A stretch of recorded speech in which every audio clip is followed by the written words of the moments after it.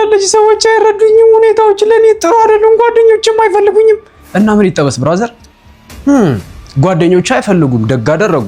ፍቅረኛ ጥላ ሄደች ሰነፍ ስለሆንክ። ሁኔታዎች ላንተ ጥሩ አይደሉም፣ አንተ ለሁኔታዎች ጥሩ ስላልሆንክ። ይኸውልህ ብራዘር፣ ጓደኞች ስለተው አይደለም ማልቀስ ያለብህ። ፍቅረኛ ጥላ ስለሄደች አይደለም ማልቀስ ያለብህ። ሁኔታዎች ላንተ ስላልሆኑ አይደለም ማልቀስ ያለብህ። ወንድ ልጅ በፍጹም ማልቀስ የለበትም። ወንድ ልጅ የሚያለቅሰው በህይወቱ ሁለቴ ብቻ ነው። የመጀመሪያው ከእናቱ ማህፀን ሲወጣ እትብቱ ሲቆረጥ፣ ሁለተኛው ደግሞ ሲገረዝ። ከዛ ውጭ ያለው ለቅሶ ግን የሰነፍ ወንድ መለያ ብቻ ነው።